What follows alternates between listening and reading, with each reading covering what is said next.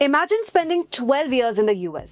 आप एक top tier senior software engineer हो, आपका एक सुंदर घर है, बच्चे वहां के स्कूल्स में पढ़ते हैं and you are literally building core AI infrastructure for Silicon Valley. और एक सुबह जब आप उठते हो, आपका कॉर्पोरेट लैपटॉप लॉगिन नहीं होता। You check your phone, HR का एक ऑटोमेटेड मास ईमेल आया है। Due to recent organizational restructuring and budgetary adjustments, we are undergoing a reduction in our workforce. Regrettably, your position is being eliminated. यहां से शुरू होता है एक हाई स्किल्ड टेक वर्कर का absolute nightmare. US immigration law के मुताबिक जैसे ही आपकी नौकरी जाती है, आपका 60 डे ग्रेस पीरियड टिक टिक टिक टिक टिक टिक करना शुरू कर देता है और इन 60 दिनों में आपको कोई दूसरा H1B स्पॉन्सर ढूंढना होता है, नहीं तो आप इंस्टेंटली आउट ऑफ स्टेटस हो जाते हो। कल तक जो टेकी लाखों डॉलर्स कमा रहा था और एक एनविएबल लाइफ जी रहा था, उसे रातों रात अपनी 12 साल की जमी जमाई जिंदगी, घर, गाड़ी, बच्चों की स्कूलिंग सब रैप अप करके इंडिया की फ्लाइट पकड़नी पड़ती है। जब आप दिल्ली या बैंगलोर एयरपोर्ट पर उतरते हैं और रियलाइज करते हैं कि आप उन्हीं मोहल्लों के दोस्तों और रिलेटिव्स के सामने वापस जाने वाले हो जो कभी आपको एयरपोर्ट पर सिलिकॉन वैली जाने के लिए कंग्रेचुलेट करने आए थे, तो उस साइलेंट शेम और फ्रस्ट्रेशन का ना कोई कॉम्पनसेशन नहीं होता। For decades, America was the ultimate prize. पर अब the prize comes with a heavy price. क्या ये सिर्फ एक hypothetical scenario है? बिल्कुल भी नहीं। Deep tech and academic circles में ऐसी सैकड़ों कहानियां भरी हुई हैं। Take the case of multidisciplinary scientific researchers and tech professionals working under strict federal grants or with tech giants in the US. जब गवर्नेंस शिफ्ट्स या सडन कॉर्पोरेट लेऑफ्स हिट करते हैं, तो यूं समझो कि इन प्रोफेशनल्स के पैरों तले जमीन खिसक जाती है। उन्हें 60 दिन के अंदर नए प्रीमियम जॉब फिल्टर्स क्लियर करने पड़ते हैं, जिनकी एप्लीकेशन और इंटरव्यू तक के प्रोसेस में ही महीनों लग जाते हैं। ये एक्सट्रीमली डिफिकल्ट है और वीजा रूल पैटर्न स्ट्रिक्ट होने की वजह से काफी लोगों को इनएविटेबली इंडिया वापस आना पड़ता है। अगर हम पूरे माइक्रो इकोनॉमिक डेटा को देखें तो ये सिनेरियो एक बहुत बड़ा टेक्टोनिक शिफ्ट लगता है। ऐसा लगता है कि इंडियन टैलेंट, जो by the way H1B visas का ओवर 70% शेयर है, अब काम के लिए मारा मारा फिर रहा है। बट इसका एक unintended but welcome side effect भी है। इंडिया के लिए जो कभी ब्रेन ड्रेन था, वो अब ब्रेन गेन बनता जा रहा है। बिजनेस स्टैंडर्ड की एक इमिग्रेशन रिपोर्ट के मुताबिक 2024 में 9800 टेक प्रोफेशनल्स इंडिया वापस आए। 2025 में ये नंबर सर्ज होकर 15,000 तक पहुंच गया।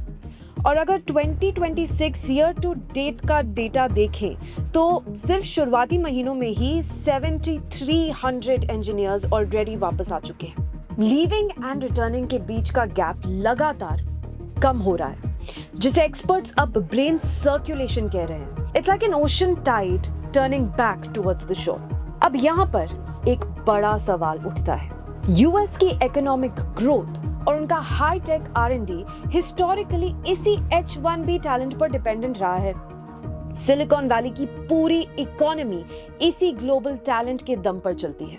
लेकिन जब ट्रंप एडमिनिस्ट्रेशन ने सडनली पॉलिसी चेंजेस करके वीजा फीस को $100,000 तक बढ़ा दिया, तो इसका सीधा असर उन्हीं कोर टेक्नोलॉजी और रिसर्च इंडस्ट्रीज पर पड़ने लगा। यही वजह है कि इस अनकॉन्स्टिट्यूशनल स्टेप को कोर्ट में चैलेंज किया गया और अभी जून 2026 में ही एक बहुत बड़ी लीगल अपडेट आई है। यूएस फेडरल कोर्ट के जज लियो सॉरकिन ने इस ड्रैकोनियन H1B फी को कंप्लीटली स्ट्राइक डाउन कर दिया है।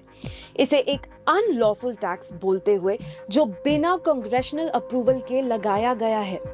कंपनीज के लिए एक बहुत बड़ा रिलीफ है, क्योंकि प्रोसेसिंग कॉस्ट वापस वही स्टैंडर्ड 2000 से $5,000 पर आ गई है, जिससे लेऑफ्स के दौरान टेक वर्कर्स के लिए जॉब ट्रांसफर्स थोड़े आसान हो सकते हैं। लेकिन क्या इस एक कोर्ट रूलिंग से टेक वर्कर्स की लाइफ बदल जाएगी? क्या इससे उनका डर खत्म हो जाएगा? बिल्कुल नहीं। इमिग्रेशन एक्सपर्ट्स का साफ कहना है कि फी का हटना is just a temporary relief. असली प्रॉब्लम वीजा की अनसर्टेनिटी है जो लेऑफ्स के बाद और भयानक लगती है। न्यूज लॉन्ड्री की एक इन्वेस्टिगेटिव रिपोर्ट इस बात को हाईलाइट करती है कि रूल्स को लगातार स्ट्रिक्ट किया जा रहा है। जैसे लेड ऑफ टेक वर्कर्स को अब स्टेटस एडजस्ट करने के लिए कॉन्सुलर प्रोसेसिंग के लिए मजबूर किया जाता है, यानी आपको यूएस से बाहर जाना होगा। Imagine living your life on a 3-year lease, जहां हर 3 साल बाद वीजा रिन्यूअल का डर है और ओवर 1 मिलियन इंडियंस का decades long green card backlog है। ये बिल्कुल वैसा ही है जैसे आप किसी और के घर में रह रहे हो। चाहे आप जितना भी इंटीरियर डेकोरेशन करा लो, लैंडलॉर्ड आपको एक झटके में निकाल सकता है। You can build a career on an H-1B visa, but you can never truly build a secure home. और इस सारी अनसर्टेनिटी का असर किस पर पड़ रहा है? अमेरिका पर। अमेरिका इस इमिग्रेशन फ्रिक्शन से अपना ही सबसे बड़ा नुकसान कर रहा है और उनकी एंटरप्रेन्योरियल पाइपलाइन ड्राई अप हो रही है। Think of it like a world class cricket academy जो टॉप टियर बैट्समैन को ट्रेन करती है और फाइनल से जस्ट पहले उसे दूसरी टीम के लिए खेलने भेज देती है। America at this point is literally training its own competition. Business standard की एक जून 2026 की रिपोर्ट के मुताबिक 96 यूएस बिलियन डॉलर यूनिकॉर्न्स के पीछे इंडियन बॉर्न फाउंडर्स हैं। इमिग्रेंट फाउंडर्स की लिस्ट में India is number 1 globally, leading way ahead of countries like Israel and the UK. Perplexity AI के co-founder अरविंद श्रीनिवास इसका एक बड़ा एग्जाम्पल है। जब यूएस ऐसे ब्रिलियंट माइंड्स को टारगेट करता है तो ये सारा टैलेंट पूल कॉर्पोरेट फ्रस्ट्रेशन से तंग आकर अपना रूट बदल लेता है। यूएस एंटरप्राइजेस को अब एक मिड लेवल इंजीनियर को स्टेट साइड लाने में लगभग $250,000 का टोटल खर्चा आ रहा है, जिसके चलते उन्हें अपनी हायरिंग फ्रीज करनी पड़ रही है और एडवांस्ड इकोनॉमीज में टेक हायरिंग पूरे 23% तक ड्रॉप हो गई है। तो अगर ये सारा ग्लोबल टैलेंट अमेरिका छोड़ रहा है तो ये लोग जा कहाँ रहे हैं? और क्या इंडिया इस टैलेंट को संभालने के लिए तैयार है? The answer actually is a resounding yes. India का टेक इकोसिस्टम अब अपग्रेड हो चुका है और इस रिवर्स माइग्रेशन को एब्जॉर्ब करने के लिए तैयार है। अर्न्स्ट एंड यंग यानी EY की एक स्टडी के मुताबिक पहला बड़ा रीजन है द GCC बूम। इंडिया में अब 1850 से ज्यादा ग्लोबल कैपेबिलिटी सेंटर्स हैं। GCCs बेसिकली किसी ग्लोबल कंपनी के ऑफशोर टेक हब्स होते हैं जो पहले की तरह सिर्फ बेसिक बैक ऑफिस आउटसोर्सिंग नहीं करते, बल्कि अब इंडिया में बैठकर core research and development, advanced AI platforms और पूरी कंपनी के बड़े स्ट्रेटेजिक डिसीजंस हैंडल करते हैं। प्रोजेक्शन ये है कि 2030 तक ये नंबर 2500 क्रॉस कर जाएगा, जो अकेले 2027 तक 1.2 million new technology jobs generate करेगा। गूगल, एप्पल और Amazon जैसी कंपनीज अपने कोर R&D और जेनरेटिव AI प्लेटफॉर्म्स अब इंडिया से स्केल कर रही हैं। दूसरा बड़ा रीजन है हाई इम्पैक्ट लीडरशिप और competitive packages.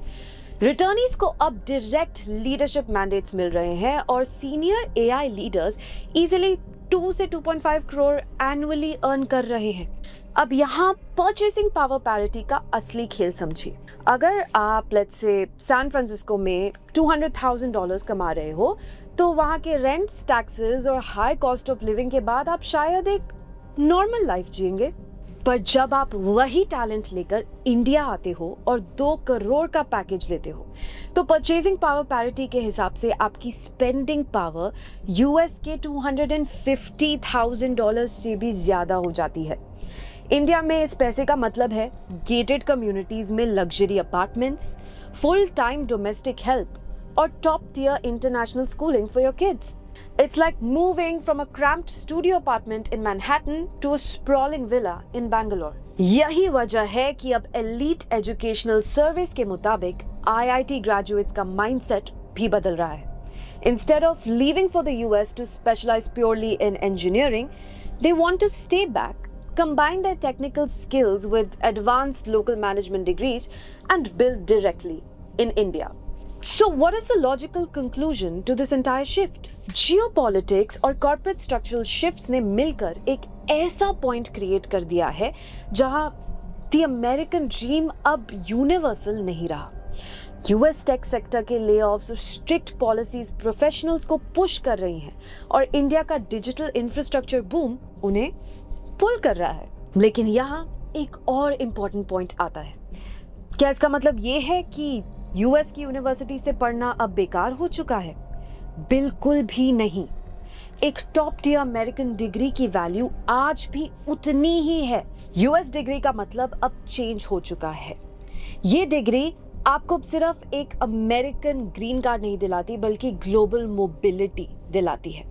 So coming back to the point at hand, can India handle the brain gain?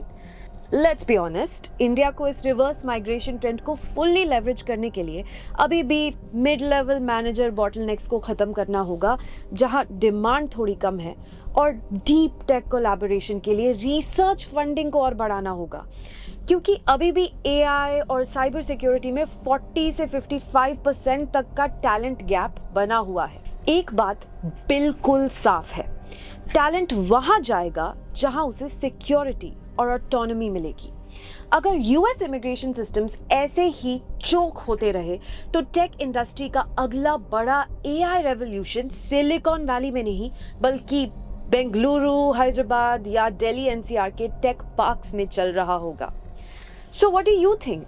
क्या ब्रेन गेन का ये मोमेंट इंडिया को अपकमिंग टेक सुपर पावर बना पाएगा? Let me know what you think in the comments.